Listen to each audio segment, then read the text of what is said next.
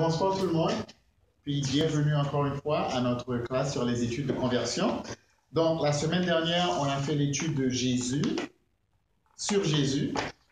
Puis ce soir, on va continuer avec l'étude sur le péché. Mais avant d'entrer dans l'étude, je voulais juste prendre quelques minutes pour faire un rappel, faire une synthèse avec vous. Donc, je voulais commencer par une anecdote, parce que je pense que c'est pertinent. Souvent, on ne réalise pas que l'importance de la prière en étudiant la Bible avec les gens. Donc, c'est important, quand vous étudiez la Bible avec les gens, de prier pour eux. Parce que en leur amenant cet enseignement, en leur amenant les études, on les appelle à s'engager à quelque chose de très sérieux. Et souvent, dans leur propre tête, dans leur esprit, ils voient que c'est bien au-delà de leur force et de leur capacité. Et justement, donc c'est important de prier pour eux, de prier que Dieu travaille dans leur cœur. Et je dirais même pendant l'étude, souvent j'étudie la Bible avec quelqu'un, puis pendant que la personne s'exprime, je prends quelques secondes pour prier pour la personne. Parce que je crois qu'il y a un combat spirituel qui se mène. On veut amener la personne au salut, et il y a l'ennemi, le diable et ses anges qui essaient d'influencer la personne dans l'autre sens. Donc, il ne faut pas négliger l'élément de la prière dans votre effort d'accompagnement. Okay? Et la deuxième chose, c'est qu'il ne faut pas non plus sous-estimer l'impact de la parole de Dieu. Je me rappelle que j'étais en conversation il y a plusieurs années avec un cousin. Puis c'est pas quelqu'un qui nécessairement qui allait à l'église ou qui était chrétien, mais on était juste en train de parler. Et puis il me posait des questions sur la Bible. Puis il me demandait est-ce que l'avarice c'est un péché, l'amour de l'argent. Puis j'ai dit absolument c'est un péché. Puis j'ai partagé un passage avec lui. Puis la conversation a amené à sur plusieurs d'autres sujets. Et puis, pendant qu'on est en train de discuter, il s'est levé momentanément, puis il a été chercher un sachet de, comment tu appelles ça, marijuana qu'il avait. Puis il a été dans sa salle de bain, puis il a tout mis à la toilette. J'ai dit, wow. Puis parce qu'il était touché par la parole qu'on était en train de lire. Puis, encore une fois, ce que je veux dire, c'est qu'il ne faut pas sous-estimer la puissance de la parole pour changer les cœurs et pour toucher les vies. OK? Donc, petit rappel, quel était le but de l'étude sur Jésus? Donc, vous faites l'étude de Jésus avec la personne. Quel est votre objectif en faisant cette étude avec la personne? Chloé? C'est de tomber en amour avec Jésus. Exactement. OK? Donc, vous voulez que la personne découvre qui est Jésus, sa personne, son message. Vous voulez qu'elle tombe en amour avec Jésus. Puis, ça peut bien se passer à la fin de l'étude, mais ça peut être aussi tout un processus. Donc, il ne faut pas être découragé si après l'étude de Jésus, la personne, à ce qui paraît, n'est pas en amour avec Jésus ou elle n'est pas prête à donner sa vie à Jésus.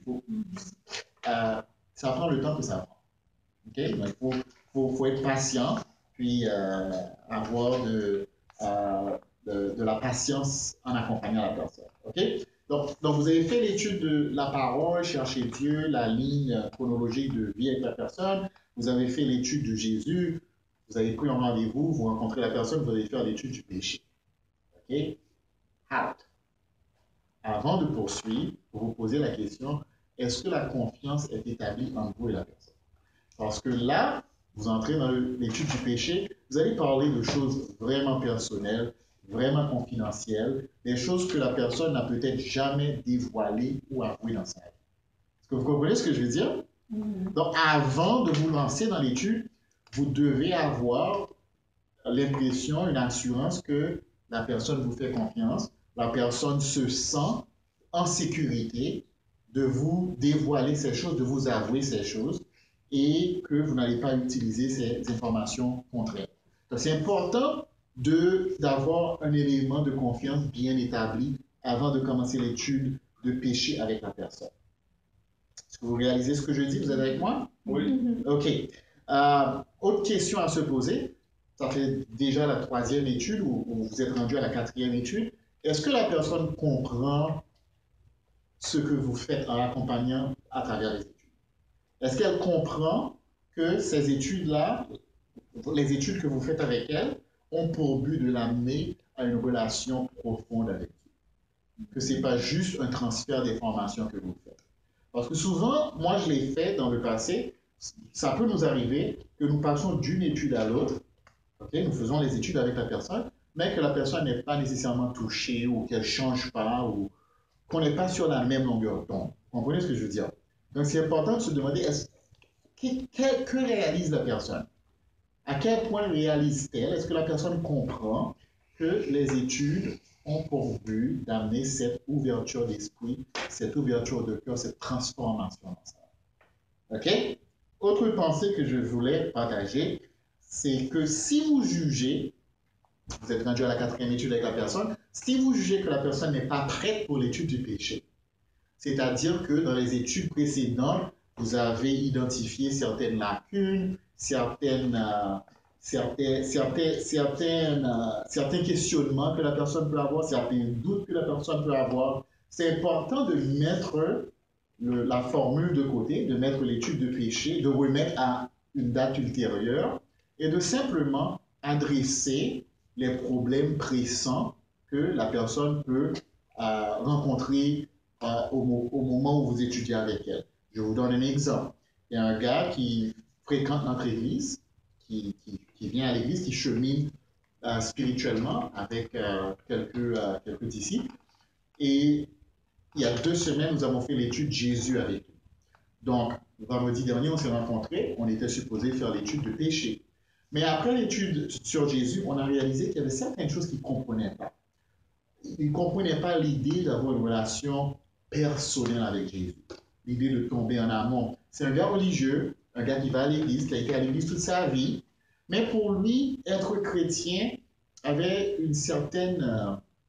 être chrétien, sa perspective de la vie chrétienne était plutôt religieuse. Il ne comprenait pas le fait que si on devient chrétien, on est appelé à émuler l'exemple de Jésus, on est appelé à renoncer à soi-même, on est appelé à vivre en communauté. On parlait d'expériences personnelles qu'il a eues avec Jésus. Il y avait tout un aspect qu'il ne comprenait pas, l'aspect d'avoir une relation personnelle avec Jésus.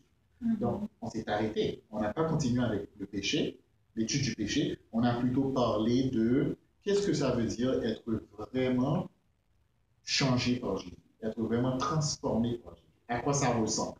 On a parlé de, et ce n'est pas une des études qu'on a dans la série d'études.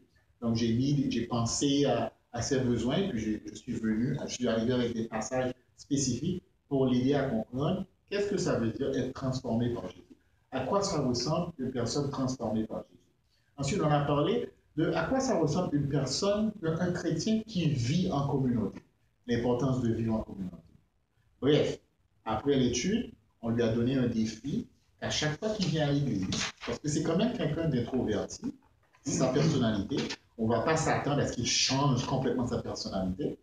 Cependant, on veut qu'il sorte de sa zone de confort. Donc là, on lui a donné le défi qu'à chaque fois qu'il vient à l'église, qu'il doit aller vers une personne qu'il ne connaît pas pour s'introduire et parler à la personne. OK? Donc, est-ce que vous comprenez mon point là-dessus? Donc, identifier les besoins de la personne. Puis si la personne n'est pas prête pour passer à la prochaine étude, mettez ça sur la glace, puis adressez les besoins que vous identifiez chez la personne. OK? Donc, on rentre dans l'étude du péché. Donc, l'objectif de cette étude, OK? L'objectif de cette étude, premièrement, c'est de définir ce qu'est le péché, selon la Bible. Parce que, vraisemblablement, la personne va avoir sa propre idée du péché. Puis la majorité des gens, lorsqu'ils pensent péché, ils pensent, entre guillemets, des gros péchés. Adultère, crime, voler, tuer. Donc, lorsque les gens pensent de péché, ils pensent des gros péchés. Donc, le but de cette étude, c'est de définir ce que la Bible enseigne sur le péché. Et de définir le péché selon ce que la Bible enseigne. Deuxièmement, c'est d'expliquer l'impact que le péché a sur nous et sur notre relation avec Dieu. Parce que les gens ne font pas le lien entre la condition du monde et le péché. C'est important d'établir le pont, de faire le lien entre le péché et l'impact qu'il a sur nous, sur le monde et notre relation avec Dieu. C'est important aussi comme objectif d'aider la personne à voir son péché et à prendre responsabilité pour son péché. Pourquoi est-ce important? Parce que souvent, les gens, lorsqu'ils pensent au péché, ils le pensent au péché sur le plan global. Ah, on est tous pécheurs. Oui, tout le monde a péché. Okay. Mais là, le but de l'étude, c'est d'aider la personne à prendre conscience de son propre péché. Okay. Et à prendre responsabilité. De ne pas blâmer son péché sur les circonstances de sa vie, parce que il est humain de vouloir se justifier. Ah oui, je suis pécheur, mais il y a pire que moi. Ah oui, je suis pécheur, mais c'est vraiment pas ma faute, c'est la façon dont j'ai été élevé. Ah, c'est parce que j'ai souffert quand j'étais enfant. Donc là, on veut aider la personne à ne pas faire des excuses pour son péché, mais à prendre responsabilité pour son péché. Ensuite, finalement, on veut aider la personne à comprendre le coût de son péché. Qu'est-ce que son péché a coûté à Dieu? À cause de son péché, Jésus a été crucifié. OK? Il y a un coût à son péché. C'est bon? Donc, premier passage, Romains 3, versets 21 à 24. Donc, Romains chapitre 3, 21 à 24. Je vais le lire. 23 à 24? Romains chapitre 3, 21 à 24. Je suis dans la version, la traduction de Louis II. Donc, OK. Donc, en étudiant la personne d'habitude, j'insiste gentiment à ce que la personne participe en lisant les passages. Okay? Mais je demande à d'autres personnes dans l'étude aussi qui m'accompagnent à partager aussi. Okay? Je ne veux pas que la personne ait un sentiment de gêne, qu'on lui impose de faire toutes les lectures, donc on se partage les lectures. Okay? Donc, je demande à la personne de lire Romains 3, verset 21. Donc, est-ce que quelqu'un veut lire? Vas-y, Eduardo. Romains 3, 21 à 24. Mais maintenant, en dehors de la loi, la justice de Dieu, attestée par la loi et les prophètes, s'est manifestée. Justice de Dieu par la foi en Jésus-Christ, pour tous ceux qui croient, car il n'y a pas de distinction. Tous, en effet, ont péché et sont privés de la gloire de Dieu. Et c'est gratuitement qu'ils sont justifiés par sa grâce, au moyen de la rédemption qui est en Jésus-Christ. Amen. Donc là, en fait, ici, l'Évangile, Paul nous résume le message de l'Évangile. Il parle du fait que tous ont péché. Puis là, tu veux que la personne comprenne que en termes d'impact, il n'y a pas de différence entre les péchés. En termes d'impact sur notre relation avec Dieu. Okay? C'est sûr que mentir et tuer quelqu'un, ça n'a pas le même impact sur notre vie et la vie des autres qui nous entourent. Mais en termes de notre relation avec Dieu, la Bible est claire que tous sont péchés. Là, tu veux aider la personne à comprendre que le péché sépare de Dieu. Et puisque tous sont péchés, donc tous au départ sont séparés de Dieu. Encore une fois, dans la pensée des gens par rapport au péché, c'est que mon péché n'est pas aussi grave que celui d'un tel.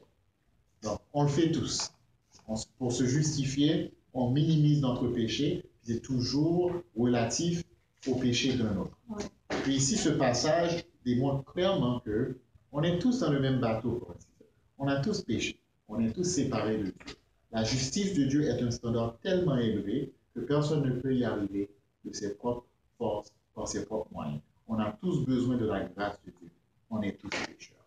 Il faut vraiment que la personne comprenne que la définition du péché selon Dieu, il ne s'agit pas seulement de crimes ou de grands actes flagrants, mais toute pensée, toute attitude. En fait, la Bible utilise plusieurs images pour décrire le péché. Le péché est décrit comme une dette qu'on a tous envers Dieu. Le péché est décrit comme un poids, un fardeau que l'on porte. Le péché est décrit comme un mur de séparation qui nous sépare, nous et Dieu.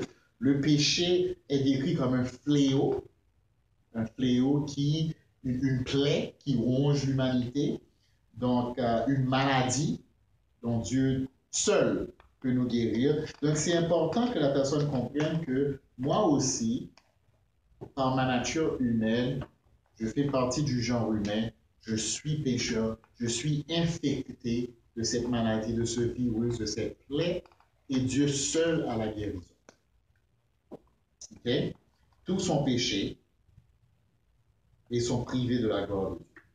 Le prochain passage dans Romains 6, verset 20, Romains 6, verset 20, donc 3 chapitres plus loin, Romains 6, verset 20,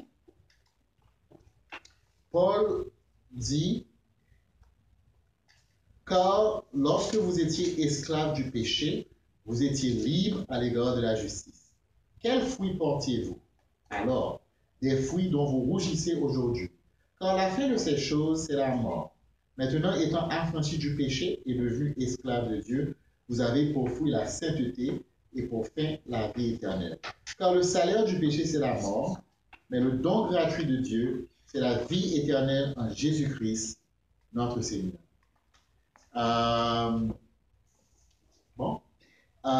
Question. Oui, prêtez attention au langage de Paul. Pourquoi Paul dit-il que, en parlant aux Romains, en faisant allusion à leur vie passée avant de devenir chrétiens, pourquoi utilise-t-il ce langage? Pourquoi dit-il car lorsque vous étiez esclaves du péché? Qu'est-ce qu'il entend par là? Que vous étiez esclaves du péché. Je demande à la personne, comme je vous demande à vous. Qu'est-ce que Paul entend par là en disant vous étiez esclaves du péché? Ça veut dire qu'on n'avait pas le choix. OK. On ne pouvait pas distinguer le péché, justement.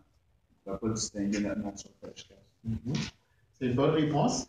La façon dont je le communiquerai, c'est que on est des créatures libres.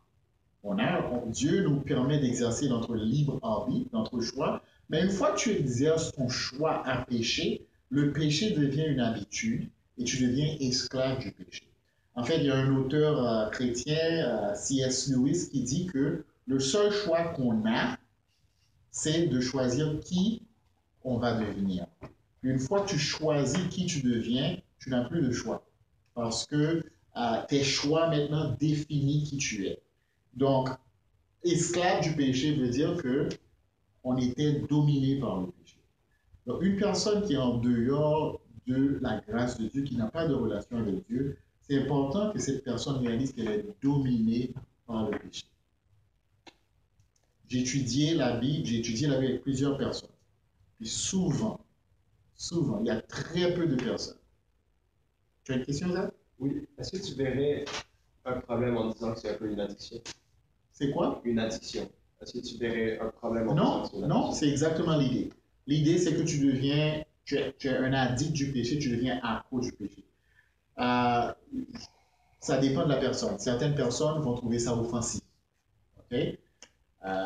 Encore une fois, ça dépend de la personne, mais c'est la même idée que tu deviens un accro du péché. Puis il y a très peu de gens qui veulent l'admettre. Puis c'est là où vous devez aider la personne à réaliser que c'est pas juste un petit péché mignon, il domine sur toi. Ton péché domine sur toi. Puis le péché te rend esclave. Et la Bible dit clairement que le salaire du péché, c'est la mort. À la fin de ta vie, tu meurs, tu fais face au jugement de Dieu, et ce que tu récoltes de ta vie de péché, ce n'est pas la vie, c'est la mort. Donc c'est important d'aider la personne à comprendre que le péché emmène à la mort. C'est un esclavage qui emmène à la mort.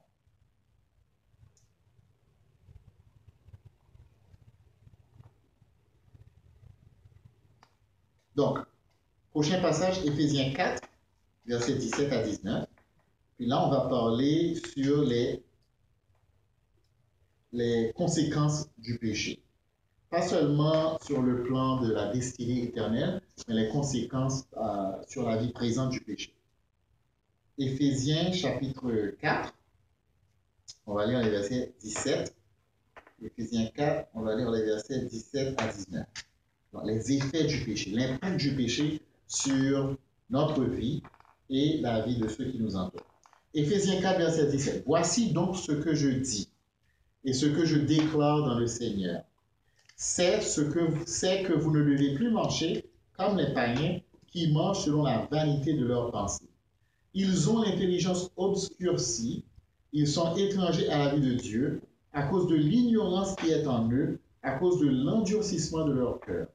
Ayant perdu tout sentiment, ils se sont livrés à la dissolution pour commettre toute espèce d'impureté jointe à la cupidité. En lisant ce passage, Paul s'adresse aux chrétiens d'Éphèse et il parle de leur vie passée. Okay? Puis il leur dit comment en Christ, ils ne doivent plus vivre selon leurs anciennes pratiques, leurs anciennes habitudes. Puis il les compare aux païens, aux gens qui ne sont pas en Christ, aux gens qui ne vivent pas comme en tant que chrétiens. Et puis il dit que ces gens mentent selon la vanité de leurs pensées. Il dit qu'ils ont l'intelligence obscurcie et il dit qu'ils vivent dans l'ignorance à cause de l'endurcissement de leur cœur. Puis là, tu peux amener la réponse à la personne ou tu peux expliquer le passage, mais je trouve toujours mieux de poser des questions pour faire ressortir le sens à la personne. Donc, une question que tu peux poser, dire, qu'est-ce qui fait que ces gens sont endurcis de cœur? Pourquoi sont-ils endurcis de cœur? Puis à quoi ça ressemble quelqu'un endurci de cœur? Puis comment ton cœur devient-il endurci? OK? Puis vous laissez la personne répondre, comme je vais vous laisser répondre à la question. À quoi ça ressemble quelqu'un qui est endurci? Puis comment devient-on endurci? Qu'en pensez-vous? À quoi ça ressemble quelqu'un qui est endurci de cœur? Oui? Qui n'est pas ouvert peut-être pas nécessairement aux opinions, mais à la perspective, à la vie des autres. OK. C'est une façon. Oui.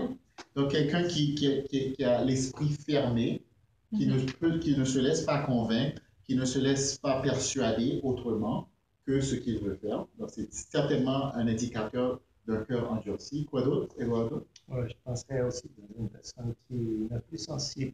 Yes. Absolument. Est moins sensible au péché. Absolument. Absolument. Surtout dans le langage biblique, le cœur souvent fait référence, fait allusion au centre des émotions et de la volonté de la personne. Okay? Donc, quelqu'un qui a un cœur endurci, c'est quelqu'un qui est obstiné par rapport à la voie qu'il suit. C'est quelqu'un qui perd la sensibilité du mal qu'il pratique.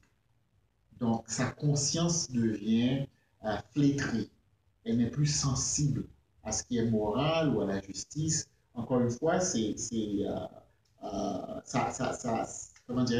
congruent, c'est consistant avec l'idée que la personne est esclave de ce qu'elle fait. Maintenant, la deuxième question, c'est comment devient-on endurci? Comment arrive-t-on à développer un cœur endurci? Vas-y, Vincent. On manque d'honnêteté envers soi-même.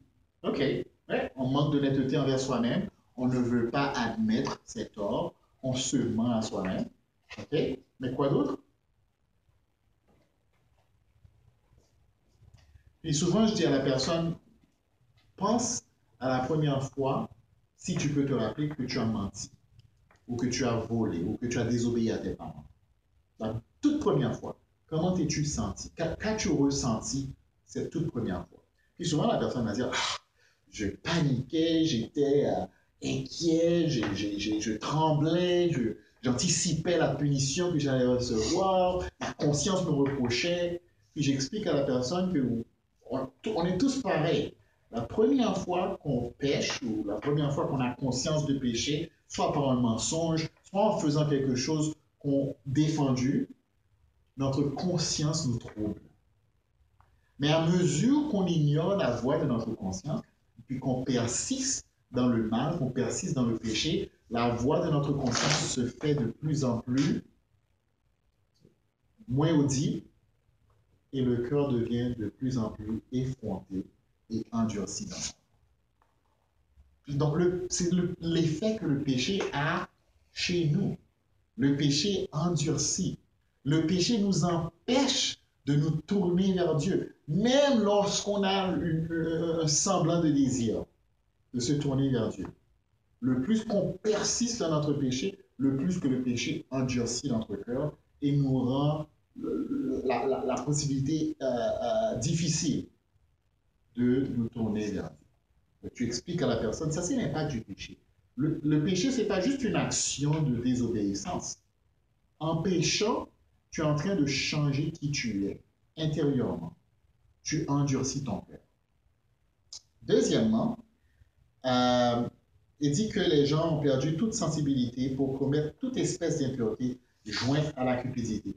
Donc, à ce point-ci, j'extrapole un peu pour dire à la personne que tout le mal qui existe dans notre monde, à l'origine, est causé par le péché. Les divorces, souvent les causes de divorce, c'est quoi? Adultère, abus, hypocrisie, duplicité, mensonge, okay, abandon. Donc, toutes les causes de divorce au monde peuvent être amenées au péché. Les guerres, toutes les guerres au monde, la haine, le racisme, l'ambition, le désir de s'accaparer d'un territoire, de posséder, l'orgueil. Donc, tous les maux dans notre monde peuvent trouver leur origine dans le péché. Vas-y, Isaac, je te dis. Qu'est-ce que tu répondrais si quelqu'un demande quelque chose qui est un peu plus vague peut-être que la maladie? C'est la maladie en tant que telle, le cancer. Si quelqu'un dit, ah, mais ça ne provient pas directement de l'humanité, comment c'est? Ouais. Écoute, c'est une très bonne question. Si quelqu'un dit, ah, ben, tu dis que tous les maux de l'humanité viennent du péché, ben, et la maladie comme maladie du cancer. C'est difficile de prouver qu'à l'origine, il y avait un péché concret qui a donné naissance au cancer. Mais théologiquement parlant, la Bible nous enseigne qu'après le péché d'Adam et l'humanité a pris une autre direction. Donc, ce n'est pas quelque chose que nous pouvons expliquer scientifiquement, mais théologiquement, tous les maux qui existent sur notre planète et sur la Terre sont issus de péché. Okay? Donc, encore une fois, tu essaies de décrire à la personne l'impact négatif que le péché a sur la vie. Okay? Prochain passage, on regarde dans Marc chapitre 7. Puis j'apprécie que vous m'interrompiez, que vous posiez des questions, parce que c'est important aussi dans l'étude. Si la personne a des questions, tu ne dis pas, non, attends, garde tes questions pour la fin. Non, tu arrêtes. Tu arrêtes, tu laisses la personne poser ses questions. Ce que je fais, si la personne commence à sortir du sujet, puis parler de choses qui n'ont aucun rapport, par exemple, là, je peux dire à la personne, écoute, tes questions sont bonnes, j'apprécie que tu poses des questions, on peut mettre tes questions, on peut remettre tes questions pour plus tard sur ce sujet parce qu'on va discuter de ce sujet. Right? Mais si les questions ont rapport avec l'étude, là, tu prends le temps, avec patience, de répondre aux questions. Okay? Même si ça rallonge l'étude. Okay? Au pire, vous n'avez pas le temps de finir l'étude et puis vous reportez le reste à la semaine prochaine. Mais c'est important. Vous voulez que les gens posent des questions. Parce que quelqu'un qui pose des questions te montre que c'est quelqu'un qui réfléchit, qui prend ce que tu dis, qui analyse ce que tu dis, qui fait un effort pour bien comprendre et bien assimiler. OK? C'est bon? Oui. OK. Autre passage, Marc chapitre 7. Marc chapitre 7.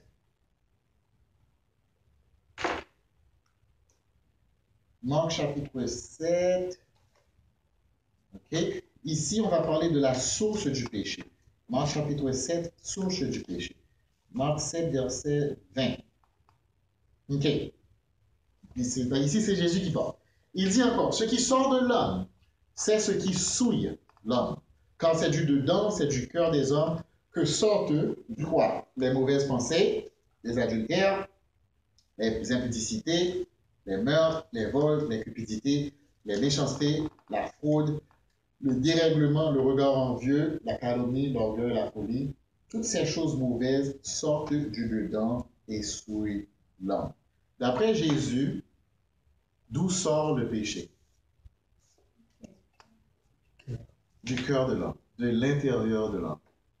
Donc, souvent, encore une fois, les gens vont chercher à se justifier et puis blâmer leur péché sur leurs circonstances, sur l'environnement. Je ne parle pas de l'environnement, la nature, mais je parle de leur famille, les expériences qu'ils ont eues lorsqu'ils étaient enfants.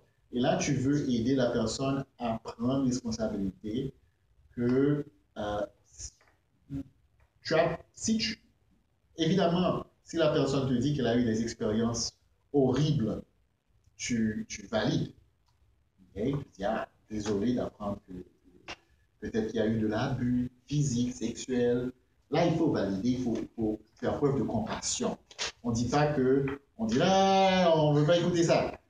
Tu es un pécheur. Non, tu prends le temps d'écouter, tu prends le temps de valider, mais au final, tu veux que la personne réalise qu'elle a un choix. Malgré tout ce qu'elle a vécu, c'était son choix d'agir de telle façon ou d'une autre. Donc, il faut qu'elle prenne responsabilité pour son péché. Ce n'est pas toujours facile. Pour certaines personnes, ça prend plus qu'une conversation. Mais en tout, il faut avoir de la patience, il faut avoir de la compassion, sans nécessairement diluer le message ou rabaisser le standard de la vie. Vous êtes d'accord avec moi? Okay? Il faut, souvent c'est difficile à faire. Il faut être capable, okay, de montrer de l'amour, de la compassion, tout en préservant le standard de la vérité. Donc, souvent, les gens font l'un ou l'autre. Il faut faire les deux. Okay? Donc là, tu aides la personne à réaliser qu'elle doit prendre responsabilité pour son péché. Prochain passage, Galates 5, versets 19 à 21. Jacques 4, verset 17. Donc là, je ne vais pas nécessairement lire ces passages, puisque je pense qu'on les connaît déjà, mais ces passages représentent une liste de péchés. Il faut expliquer à la personne que ce n'est pas une liste exhaustive. Ça veut dire que ce n'est pas tous les péchés au monde qui sont dans ces listes-là. Donc, il y a deux passages. Celui de Galates 5, 19 à 21, Paul nous donne une liste de péchés. Et si on veut les catégoriser, ces péchés sont de nature, premièrement, sexuelle. Okay? Sexuelle. Deuxièmement, c'est des péchés relationnels. Et troisièmement, c'est des péchés d'indulgence. Sexuel, relationnel, indulgence. Donc, il y a l'immoralité sexuelle, il y a l'impureté, il y a les orgies, il y a la débauche, tout ça de nature sexuelle. Il y a les péchés relationnels, la division, la faction, les dissensions, la jalousie, l'orgueil, la haine. Puis il y a les péchés d'indulgence où il y a la débauche, il y a l'ivrognerie, les excès de table. Et Paul dit les choses semblables. Les choses semblables, ça inclut toute une autre liste de comportements qui ne sont pas dans cette liste-là. L'idée, c'est quoi? Paul dit que les œuvres de la chair sont manifestes. Et moi, j'aime prendre le temps d'accentuer ça. Ça veut dire quoi? Les œuvres de la chair sont manifestes. OK? D'après vous, ça veut dire quoi? Que quand Paul par ces paroles, en disant que les œuvres de la chair, Galates 5, verset 19, les œuvres de la chair sont manifestes ou sont évidentes. Avant de les énumérer, Paul commence son discours en disant les œuvres de la chair sont évidentes, sont manifestes. Qu'est-ce qu'il veut dire par là?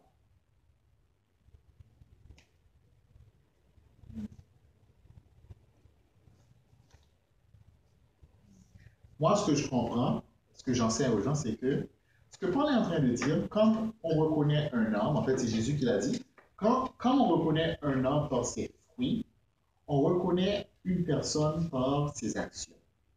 Donc, Jésus dit clairement que un bon arbre porte de bons fruits, un mauvais arbre porte de mauvais fruits. Quelqu'un qui vit selon l'esprit, on le voit par sa vie et ses actions. Quelqu'un qui vit selon la chair, on le voit par sa vie et ses actions. Donc, je dis à la personne que si cette liste te décrit les choses qu'on va voir maintenant, ça veut dire que tu vis selon la chair. Même si tu es religieux, même si tu vas à l'église, même si tu pries, même si tu lis ta Bible, si cette liste te décrit, ça veut dire que tu vis selon la chair. Puis là, on parle de la liste, puis je prends le temps de demander à la personne, est-ce que tu comprends ce que ça veut dire? Puis pour plusieurs personnes que vous allez étudier, avec lesquelles vous allez étudier la Bible, ils ne vont pas comprendre ces termes-là. Donc il faut prendre le temps de définir. Immoralité sexuelle, qu'est-ce que ça veut dire? Okay? Surtout dans une société aussi libérale et post-moderne comme le Québec, c'est important de dire que le standard biblique pour la sexualité, c'est le mariage. Toute relation sexuelle en dehors du mariage est péché. Adultère, puis la liste continue, tout ce que vous pouvez vous imaginer qui sort du contexte du mariage est péché. Donc, vous aidez, vous définissez ces termes pour la personne, okay? Puis vous laissez la personne réagir, vous lui laissez le temps de dire, ah, ok, est-ce que tu as des questions, est-ce que tu comprends, est-ce que tu es d'accord, est-ce que tu réalises le standard de Dieu, combien c'est différent du standard des hommes, parce que dans notre société, les gens vont vous dire, mais si deux personnes s'aiment, ils peuvent coucher ensemble, il n'y a rien de mal à ça. Puis c'est dépendant de la personne, tu peux prendre le temps d'explorer un peu la question, pourquoi est-ce péché si deux personnes s'aiment et se marient ensemble?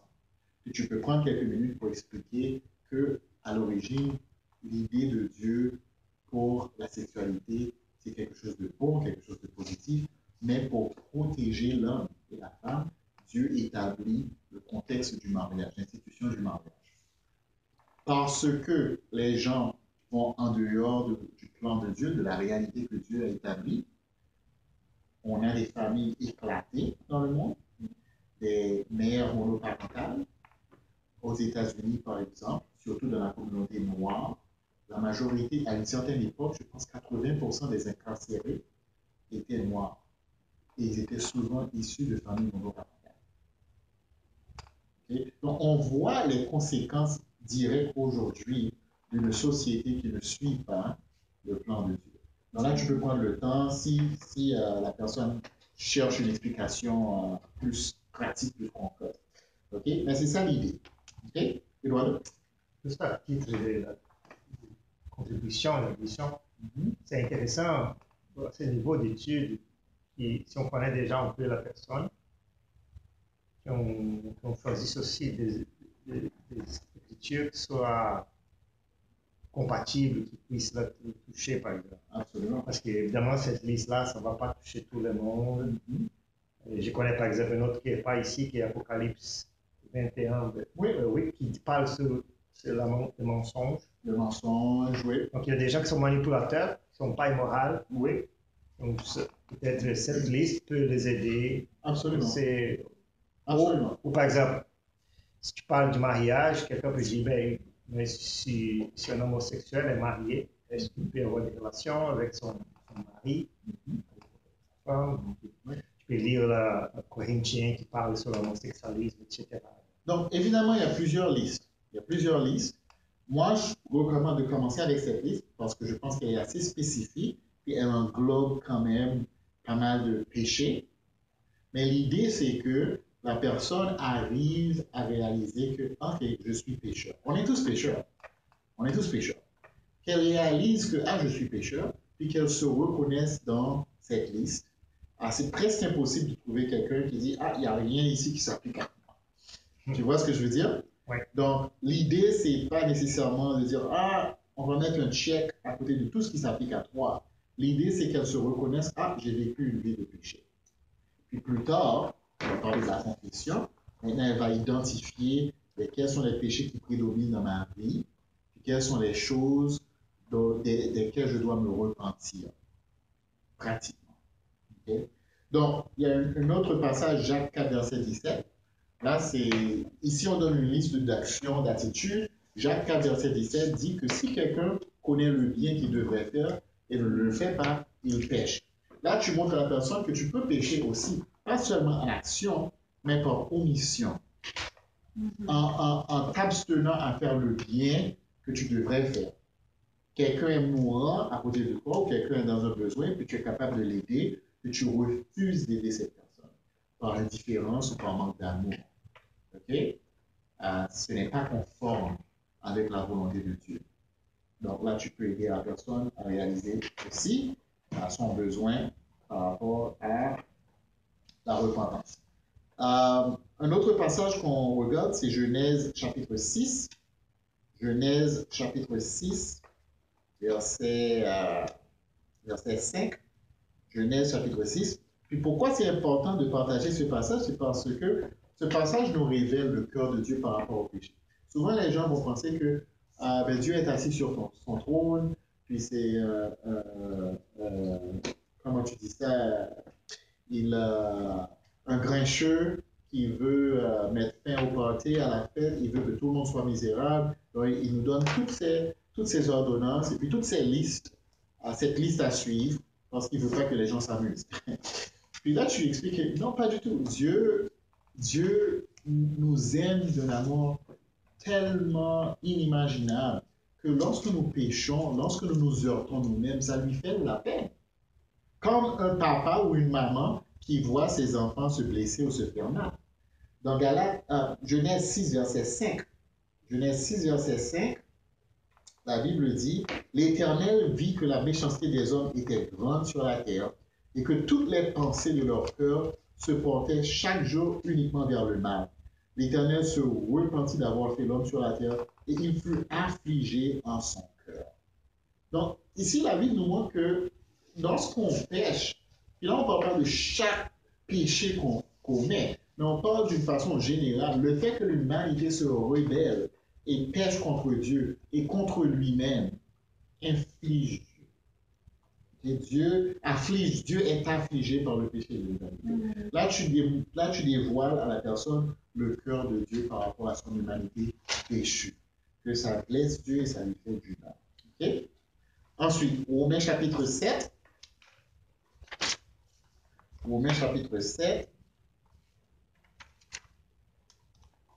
On va lire les versets 24-25. Est-ce que quelqu'un peut lire pour moi, s'il vous plaît? Romains 7, 24 à 27. Romains chapitre 7, 24 à 27. Je lis en anglais. Mais... Tu peux, oui, si tu veux. Romains chapitre 7, 24 à 27. 7. Chapitre 7, oui, 24 à 25. Vas-y. Tu l'as, Zach? Vas-y.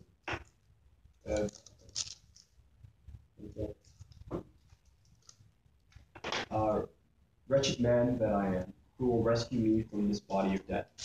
Thanks be to God through Jesus Christ our Lord. So then, I myself serve the law of God with my mouth, or with my flesh I serve the law of sin. OK. Donc là, je demande à la personne, qu'est-ce que d'après toi, Paul est-il en train d'exprimer dans ce passage? Quel est le sentiment qu'il est en train d'exprimer?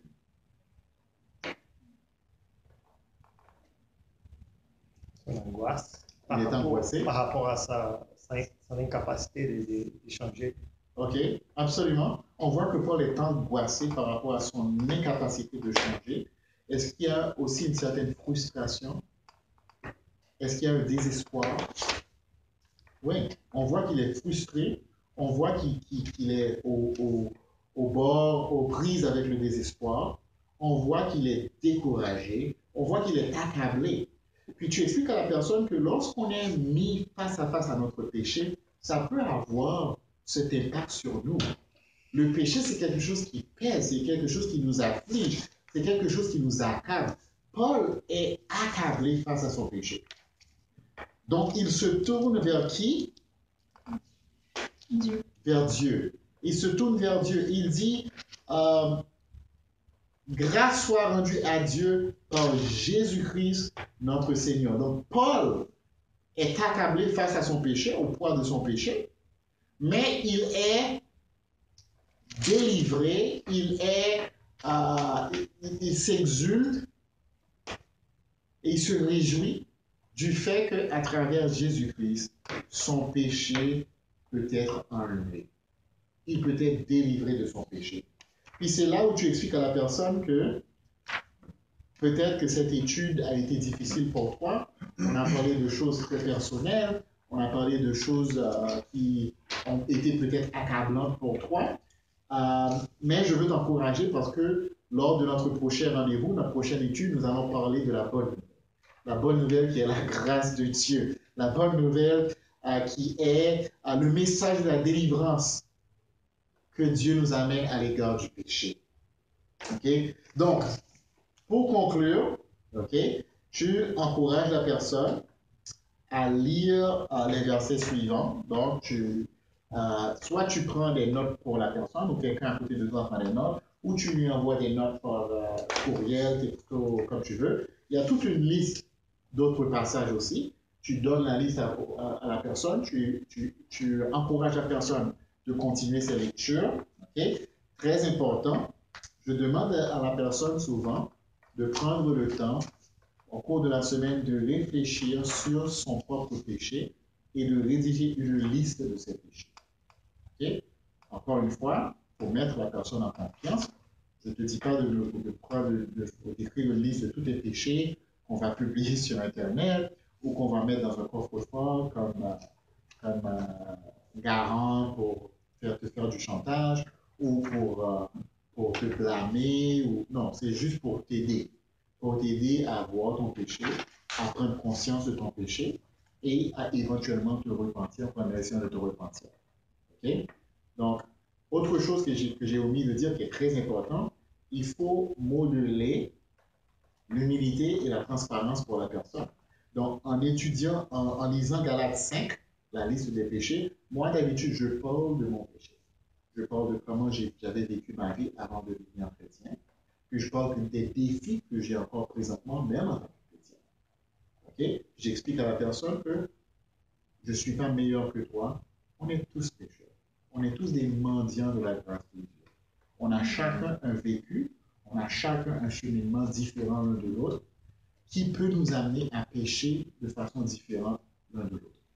OK? Donc, j'explique à la personne, voilà les péchés que j'ai commis avant de devenir chrétien, puis voici les tendances qui demeurent, où Satan vient me tenter et essaie de me faire trébucher. Là, tu renforces le sentiment de confiance et de complicité entre toi et la personne. Tu n'es pas quelqu'un qui est assis sur ton pédestal pour lui dire que toi, humble pécheur, repens-toi de ton ignominie. Non, mais tu es là comme un frère, comme un pécheur, comme lui, un mendiant qui a trouvé du pain, comme on dit, et tu lui amènes à la source de la délivrance. OK?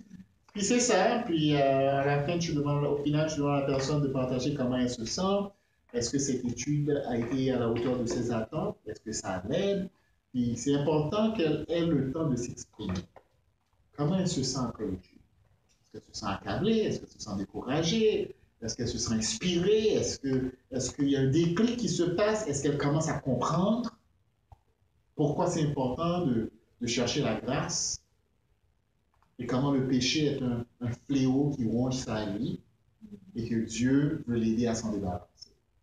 Donc, c'est ça. Ensuite, on finit l'étude avec une prière et vous planifiez le prochain vidéo.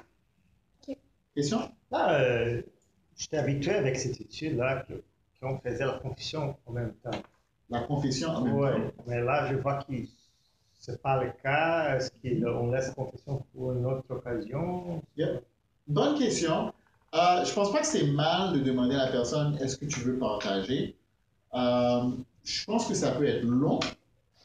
Souvent, ça peut être long, dépendamment de combien de personnes partagent ou de la vie que la personne a vécue. Tu peux lui demander hey, comment ces choses s'appliquent à toi. Moi, ce que je fais, je demande à la personne de prendre le temps d'aller méditer, de prendre le temps d'aller réfléchir, puis d'écrire la liste de péchés. Et une fois qu'on se rencontre à la prochaine rencontre, maintenant on va parler de, tu vois, qu'est-ce que sa réflexion lui a amené. OK, donc tu fais comme une autre rencontre avant les prochaines études pour pouvoir parler. Au début de la prochaine étude. Donc ce sera une autre rencontre pour faire la prochaine étude, mais avant d'entrer dans le sujet de la prochaine étude, on va faire un retour sur sa liste de péchés. Okay. Ceci dit, je ne dis pas que c'est mauvais sur le coup de demander à la personne, hey, j'ai été ouvert, j'ai été transparent, j'aimerais te poser des questions, puis comment toi ça s'applique à toi. Puis peut-être que la personne sur le coup va dire, ah, waouh. Elle va ouvrir la porte. Elle va ouvrir la porte. Ouais. Okay? Là, tu ne dis pas, non, arrête, on fait ça la semaine prochaine. Si elle s'ouvre, tu dis, OK, Paul, je t'écoute. Et puis... Yeah. Ouais. OK, Chloé?